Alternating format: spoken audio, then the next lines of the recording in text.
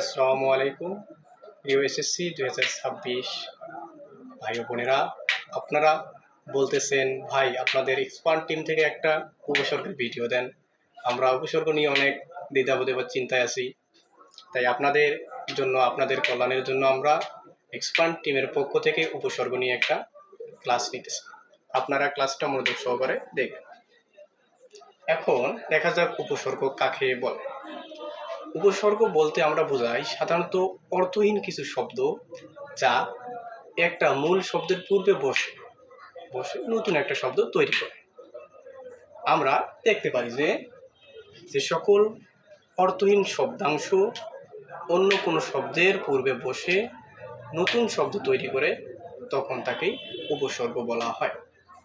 এখন আপনাদের পরীক্ষায় যেরকমভাবে আসে সেটা দেখা যায় যে ফার্স্ট টাইম উপসর্গ বলতে আমরা কি বুঝি। সাধারণত উপসর্গ বলতে আমরা বুঝি অর্থহীন কিছু শব্দাংশ, যা অন্য শব্দের পূর্বে বসে নতুন একটা শব্দ তৈরি করে। এক্সাম্পল হিসেবে আমরা দেখতে পারি যে অকাশ।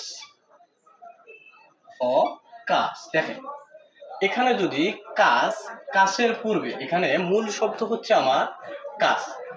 এখন কাজের পূর্বে যদি আমি স্বরেও যুক্ত করি, কাজের পূর্বে যদি আমি স্বর অযুক্ত করি, তাহলে আমার সাধিত শব্দ হয়ে যায় অকাশ। এখন তোমাদের পরীক্ষায় যেটা আসে সেটা হচ্ছে অকাজের পূর্বে কোন উপসর্গটি যুক্ত হয়েছে। তাহলে আমাদের যে উপসর্গটি যুক্ত হয়েছে সেটা হচ্ছে স্বর অ। আবার এভাবে আসতে পারে যে অকাজের দোতনা কি, তখন হবে অকাজের দোতনা হচ্ছে অনুচ্চিত। এরকম করে আমরা আর দুইটা দেখতে পারি। এখন যেমন আমরা একটা দেখতে পারি যে আচার হচ্ছে মূল শব্দ, এর পূর্বে যদি আমরা অতি উপসর্গ যুক্ত করি তখন হয়ে যাবে অত্যাচার। অত্যাচার এর দোতনা হয়ে গেল অতিরিক্ত। এরকম করে আরেকটা দেখা যায় বৃষ্টি আছে হচ্ছে মূল শব্দ, এর পূর্বে যদি আমরা অনা যুক্ত করি তখন হয়ে যাবে আমার অনাচার, হয়ে যাবে অনাবৃষ্টি।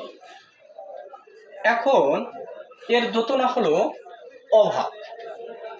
এরকম করে উপসর্গের মূল কাজটাই হচ্ছে আমার কোন শব্দের পূর্বে বসে নতুন একটা শব্দ তৈরি করা।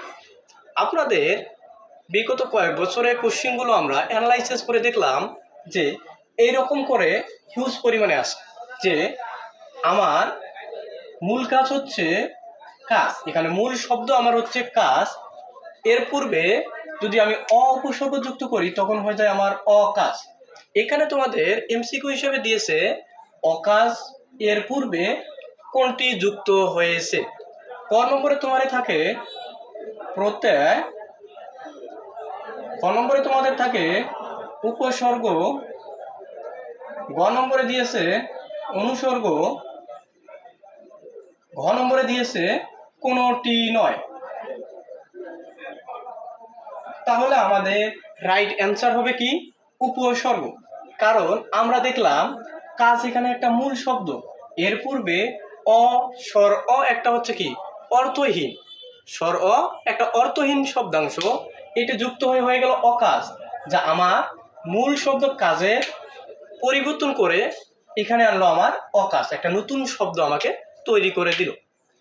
এরকম করে তোমাদের আচার, বৃষ্টি, এর পূর্বে অতি থাকবে, অনা থাকবে, থাকার পর আসবে হচ্ছে সাধিত শব্দ আসবে, এটা অত্যাচার, এটা অনাবৃষ্টি। তখন আসবে অত্যাচারের পূর্বে কোন উপসর্গটি যুক্ত হয়েছে, তখন আমার অতি। আবার যখন বলা হবে বৃষ্টির পূর্বে কোন উপসর্গ যুক্ত হয়েছে, তখন আমার অনা। এরকম করে আবার তোমাদের প্রশ্ন দেখা গেছে যে অকাজ, অকাজের দোতনা কি, তখন হবে অনুচ্চিত। আবার যদি বলা হয় অত্যাচারের দোতনা কি, তখন হবে অতিরিক্ত। অনাবৃষ্টির দোতনা কি, তখন হবে অভাব। এরকম করে আমরা আরেকটা দেখি হচ্ছে কুকাজ। কি কাজ? কুকাজ, অর্থাৎ এটা আমার হচ্ছে নিন্দনীয় কাজ, নিন্দনীয় কাজ। এই হচ্ছে আমাদের উপসর্গ সম্পর্কে সব অ্যানালাইসিস করা, সব হচ্ছে প্রশ্ন।